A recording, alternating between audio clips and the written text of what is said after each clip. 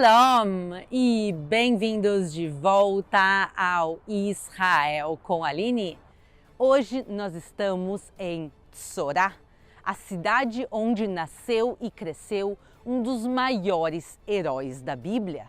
Aqui é a cidade de Sansão e nós vamos conhecer a fundo a história dele e de sua amada traidora, Dalila, e conhecer também a arqueologia deste lugar, inclusive o altar de sacrifícios e o túmulo do próprio Sansão e de seu pai. Então, se vocês estão preparados, vamos começar!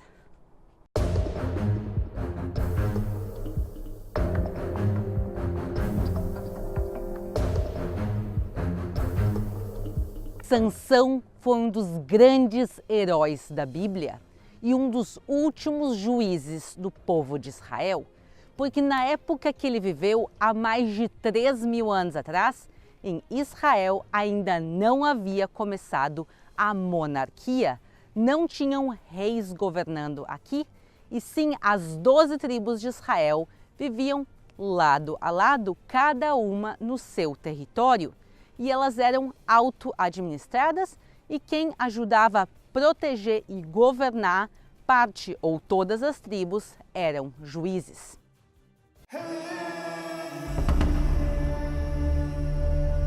E justamente falando sobre isso, nós estamos aqui em Tzorá, uma das cidades que deveria pertencer à tribo de Dan. Mas olhando assim à primeira vista, vocês podem dizer, cadê a cidade? Bom, a cidade foi destruída, mas os restos arqueológicos ainda estão aqui. Vejam bem embaixo dos meus pés, tem 3 círculos cavados na pedra, que agora estão cheios de terra, mas isso aqui era parte das construções da cidade, mais especificamente da parte industrial da cidade, como também vocês podem ver aqui, essas zonas cavadas perfeitamente eram áreas de trabalho. Eu disse que essa zona deveria ser da tribo de Dan, porque a Bíblia faz uma divisão bem clara. Ela pega todo o território de Israel deste lado e também parte do outro lado do Jordão e divide entre as 12 tribos. E este território foi dedicado à tribo de Dan. Os filisteus chegaram nessa região há mais de 3.200 anos atrás e eles vieram, como a própria Bíblia nos conta, de Caftor. Onde é Caftor nos dias de hoje? Uma das teorias mais aceitas que Caftor é hoje Creta, uma das ilhas gregas. E estudos genéticos feitos em ossadas de filisteus revelam justamente isso, que o DNA deles não é semita, e sim que era DNA europeu, quer dizer, realmente fecha com o fato deles terem vindo do sul da Europa. E quando eles chegam, eles começam a concorrer com o povo de Israel e tentam conquistar para eles a terra prometida. E eles realmente conseguem conquistar uma parte dela, que é o litoral sul de Israel, como podemos ver nesse mapa. E parte da tribo de Dan, como a própria família de Sansão, conseguem conquistar e viver nesse território. Mas a realidade é que a maior parte da tribo de Dan vai ficar aqui sem território e por isso eles precisam se mudar para o extremo norte de Israel, para uma cidade chamada Laís, e lá vai ser realmente o assentamento da maior parte da tribo de Dan. Mas aqui não parece que falta território. Então, por que eles não conseguem conquistar aqui a região? Porque aqui vivia o maior inimigo do povo de Israel, os filisteus. A 7ª sorte saiu à tribo dos filhos de Dan, segundo as suas famílias. O território da sua herança incluía Zorá, Estaol e Ir-Semes.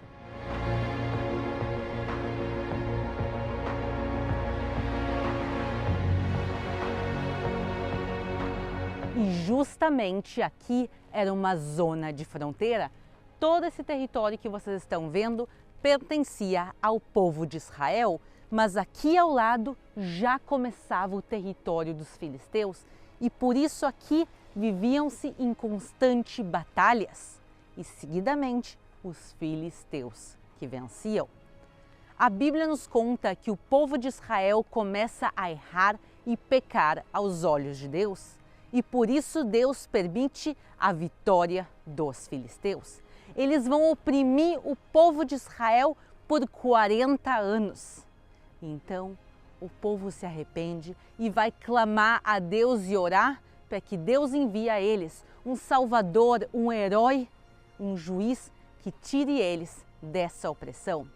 E Deus vai atender as orações justamente aqui em Tzorá, com a família de Manoah. E agora nós vamos ao altar de sacrifícios, onde o anjo aparece para conhecer a fundo a história do nascimento de Sansão. Então, venham comigo.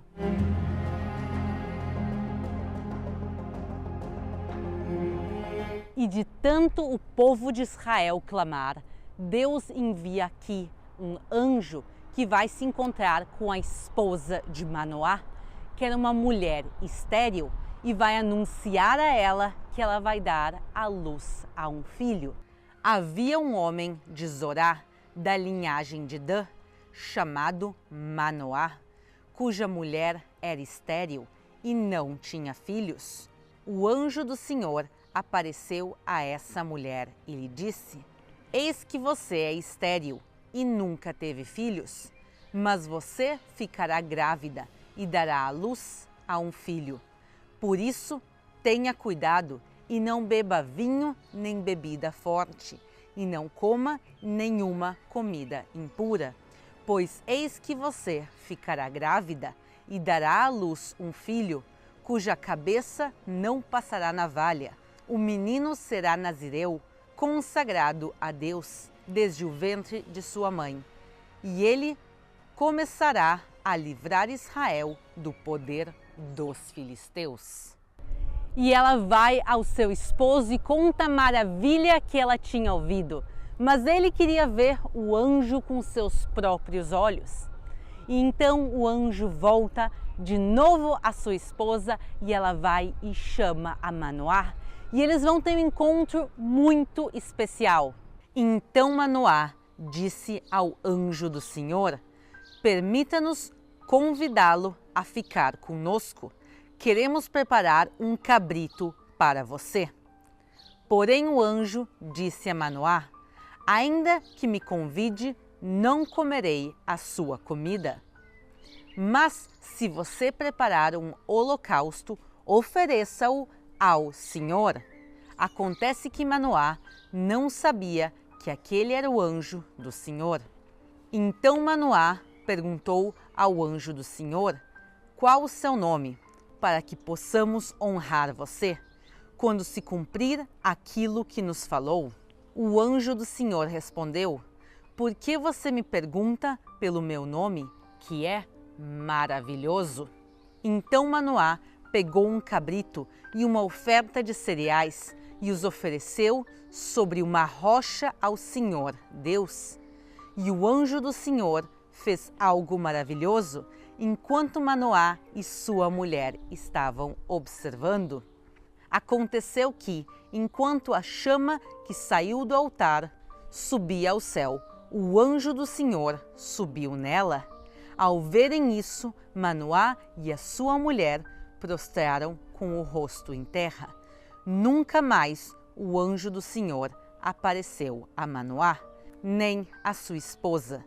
Então Manoah ficou sabendo que aquele era o anjo do Senhor. E como ouvimos na passagem bíblica, Manoah vai fazer um sacrifício a Deus. Não ao anjo, a Deus. E vejam que impressionante, nas escavações arqueológicas aqui da região se encontrou um altar de pedra que bate exatamente com a descrição dos altares naquela época. Nós temos que lembrar que o povo de Israel tinha um altar principal que ficava dentro do tabernáculo e depois dentro do templo, Mas nós vemos várias vezes personagens bíblicos, também os próprios patriarcas, que fazem sacrifícios em diferentes altares pelo caminho. Então, bem-vindos ao que possivelmente foi o altar de Manoá. Vamos agora ver como ele funcionava.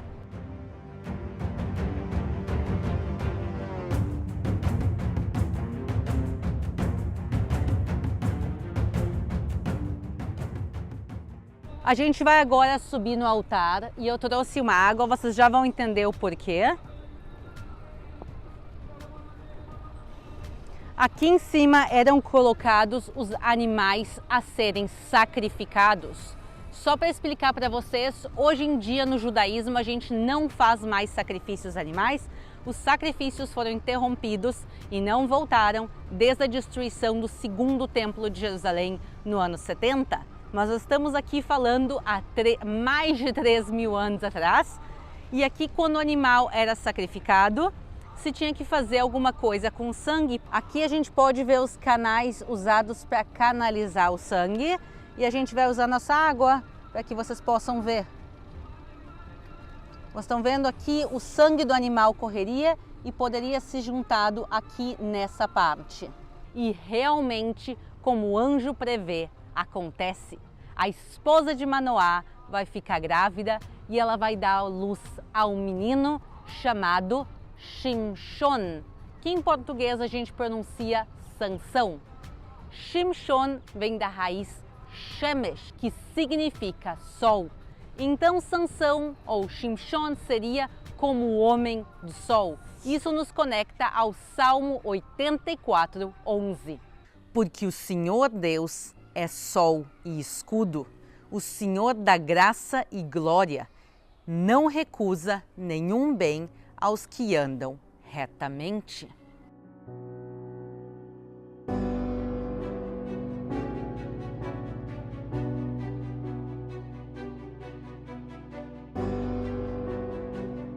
E agora vamos descobrir como o menino Sansão se transforma em um dos maiores heróis da Bíblia e também como vai ser o final trágico dele.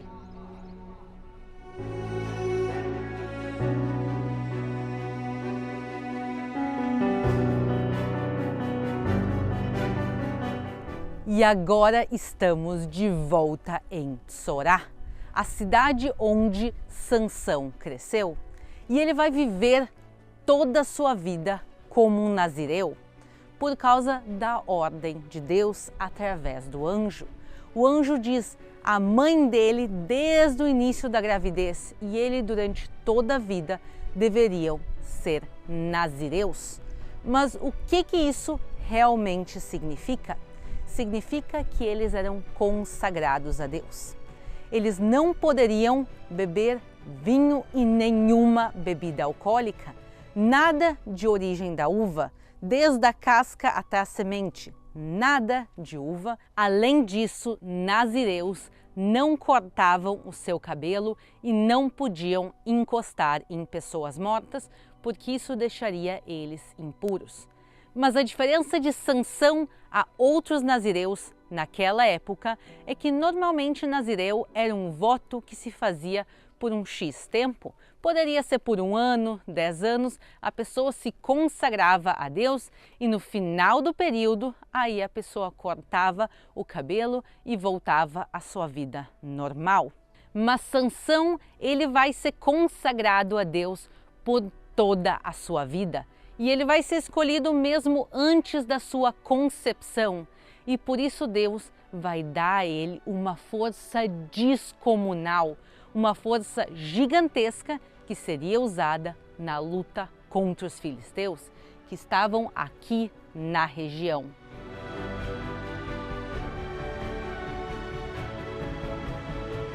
E Sansão realmente usa a força descomunal que ele tinha para vencer muitas batalhas contra os filisteus. Mas o final dele vai chegar justamente por causa de uma mulher chamada Dalila. Muitos dizem que ela era filisteia, mas talvez ela não seja. Vamos ver o que realmente nós sabemos sobre ela. A Bíblia nos conta que ela era uma mulher do Vale do Sorek, que é justamente o vale que nós vemos que começa aqui. Essa região era uma região de fronteira onde viviam canaaneias, filisteias e também mulheres israelitas. Então nós não podemos ter certeza de qual era a origem dela, mas Sansão vai se apaixonar pela beleza dela. E aí os filisteus, que já estavam há muito tempo buscando um ponto fraco em Sansão, vão até Dalila e oferecem a ela 1.100 moedas de prata. Imagina, se a gente fala de Judas, 30 moedas de prata foi suficiente. Dalila é oferecida uma fortuna gigantesca, 1.100 moedas, para que ela conte qual o segredo da força de Sansão. E ela realmente não sabia. E ela vai insistir muito e muito com Sansão para descobrir o segredo. E justamente por causa dessa passagem, eu e muitos suspeitamos que ela não era parte do povo de Israel. Primeiro, porque não seria tão fácil para ela trair o próprio povo dela, sabendo as consequências que isso teria. E segundo, porque ela não sabia a origem da força de Sansão, que todos aqui que estão assistindo devem saber. Qual a origem da força de Sansão? Deus. A conexão que ele tinha com Deus, a maneira com que ele foi consagrado a Deus, com o voto de Nazireu, que era não tocar em mortos, não consumir uvas e bebidas alcoólicas e não cortar os cabelos.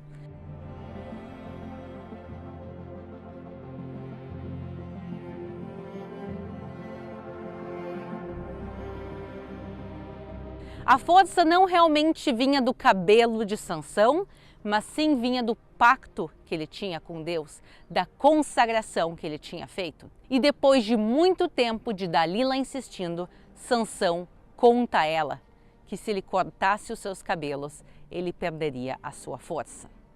E ela vai trair o seu amado Sansão. E ela vai contar aos filisteus para receber esse tesouro enorme. Ela vai contar e Sansão vai ter os seus cabelos cortados. Ele vai ser preso e ele vai ser levado até a cidade de Gaza, que existe até os dias de hoje. E lá em Gaza ele vai ser humilhado. Ele vai ser colocado a fazer trabalhos forçados, os seus olhos arrancados. E ele vai ser humilhado na frente de todos os filisteus. E quando os filisteus, eles humilhavam a Sansão, ele sentia como se eles estivessem humilhando não só a ele, mas a todo o povo de Israel e a Deus. Mas a chance de Sansão chega quando ele entra no templo de Dagon, um templo pagão, a um deus meio peixe, meio homem. Agora, uma coisa que Sansão sabia é como se pareciam esses templos pagãos. Ele sabia que haviam duas colunas principais. Como vocês podem ver nos achados arqueológicos da região dos filisteus, a gente vê aqui a parte do templo e duas colunas principais. E por isso Sansão, quando ele entra no templo, ele pede para se colocar e se apoiar nessas duas colunas. Porque ele sabia que essas duas colunas sustentavam todo o templo. E agora ele está entre as duas colunas, mas ele não tem mais força física. Mas nesse momento de humilhação, de sofrimento e que parecia que tinha chegado o fim da glória dele, ele se lembra que a força dele vinha de onde?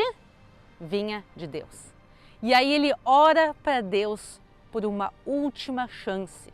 E ele pega as duas colunas e ele vai conseguir derrubar essas duas colunas e assim todo o templo cai sobre ele e sobre os mais de 3.000 filisteus que estavam ali.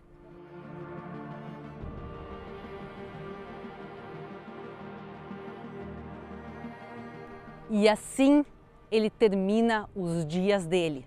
Ele vai matar mais filisteus naquele momento que durante todas as batalhas que ele teve em vida. E por isso ele sacrifica a sua vida para lutar em nome do povo de Israel e em nome de Deus. E assim ele termina os seus dias com uma grande vitória. Mas não termina em Gaza a história dele, e sim ele é trazido de volta aqui a Tzorá, e por isso nós vamos juntos agora ao túmulo de Sansão. Venham comigo.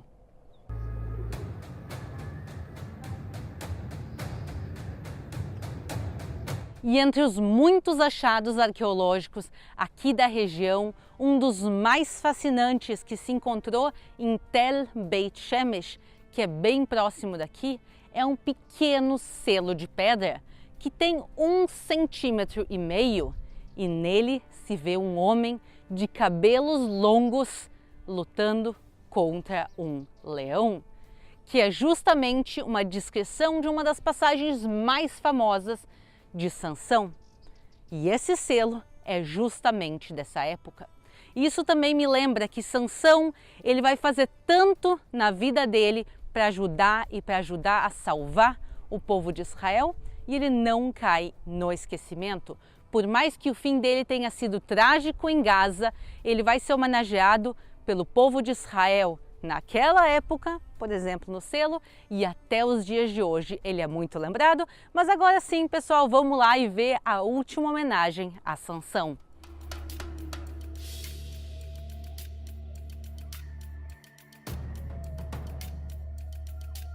E agora sim, estamos chegando no provável túmulo de Sansão e do seu pai, Manoar. Então vocês podem ver aqui, a primeira coisa que deve chamar a atenção de vocês é que esse túmulo, ele não parece antigo, ele não parece ter mais de 3.000 anos. E a realidade é que ele foi reformado há pouco tempo atrás.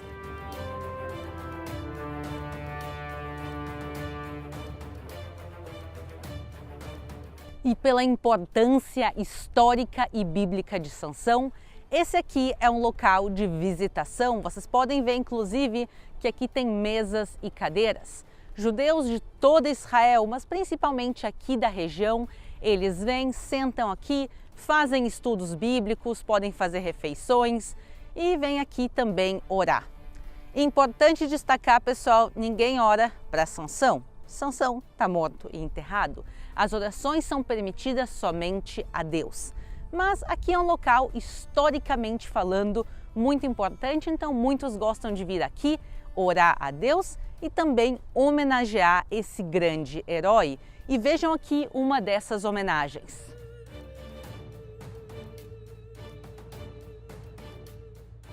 A gente pode ver que aqui em cima do túmulo tem muitas pedras. Essa é a maneira judaica de homenagear as pessoas que já faleceram. Podem ser pessoas importantes como Sansão, também entes queridos, não importa. Cada um vem aqui e coloca a pedra sobre o respectivo túmulo. Mas por que pedras e não flores?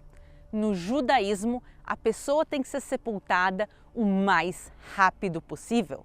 Se possível, em 48 horas e, se possível, em 24 horas, melhor ainda. E por isso não há necessidade de colocar flores.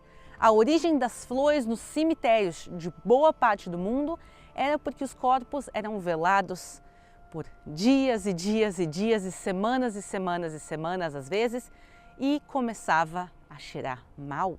Então, em muitas outras culturas do mundo antigo, as pessoas levavam flores e perfumes para disfarçar o cheiro. Mas no judaísmo, já que a pessoa era sepultada muito rápido, não se tinha essa necessidade. E também não colocar flores é a maneira de mostrar que essa pessoa foi sepultada segundo a tradição judaica e não segundo as tradições dos outros povos da região. E agora, voltando para a pedra. Da onde ela surge? A pedra, pessoal, não tem valor. Quando a gente vai num cemitério judaico, a gente não sabe distinguir quem eram os ricos, quem eram os pobres. Todo mundo é igual. Então, colocar uma coisa que não tenha um valor financeiro deixa todo mundo de uma maneira igualitária, pelo menos depois da morte, e também a pedra é eterna como a alma da pessoa. E o último motivo, que é um motivo bem prático, Hoje em dia a gente tem, pessoal, cimento, a gente tem tecnologia para fazer grandes sepulcros fortes. Mas no mundo antigo, muitas vezes, os sepulcros eram pedras colocadas sobre pedras, principalmente para as pessoas mais simples. Então, colocar mais pedras por cima era uma maneira de reforçar a estrutura e assim também ajudar a preservar o túmulo daquela pessoa e também indiretamente preservar a memória dela viva. Vejam que aqui também tem uma caixinha de doação. Em hebraico está escrito tzedakah. Tzedakah é caridade. E isso a gente vai ver em boa parte dos lugares judaicos. Tanto no Muro das Lamentações, em sinagogas, em escolas judaicas, praticamente toda organização judaica vai ter uma caixinha dessas. E essa maneira que as pessoas podem contribuir no dia a dia e inclusive a tradição judaica do dízimo, de dar 10%, tu pode dar 10%, segundo o judaísmo, por qualquer causa justa. Então, se tu conhece uma pessoa que passa necessidade, tu pode dar direto a ela. Tu pode vir a um local religioso, a um local histórico e dizer, olha, eu quero contribuir aqui com a manutenção do lugar, eu quero contribuir para uma sinagoga, eu quero contribuir para um sopão de pobres. No judaísmo, os 10% do dízimo podem ser dados para qualquer causa justa. Mas eu quero mostrar mais uma coisa para vocês que tem aqui, e tem uma palavrinha que foi acrescentada aqui depois. Está escrito em hebraico Tziun. Tziun quer dizer um memorial. Não está escrito aqui o túmulo de Sansão, e sim está escrito a memória do túmulo de Sansão. Essa palavra Tziun é colocada cada vez que nós não temos certeza absoluta de onde a pessoa foi sepultada. Então, a tradição muito aceita aqui na região, para o povo de Israel, que esse aqui é o sepulcro. Mas nós não temos provas arqueológicas disso.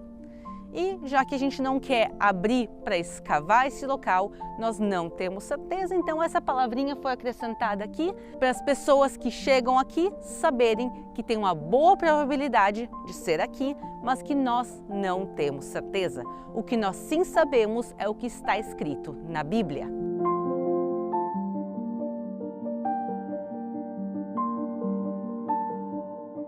Tratar o corpo com o devido respeito é muito importante para o povo de Israel.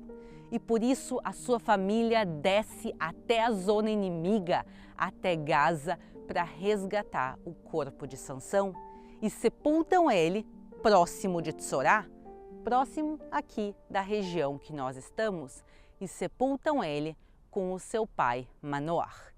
Então, nós não temos certeza absoluta de que esse seja o sepulcro, mas se não for aqui, tem que ser bem próximo desse local.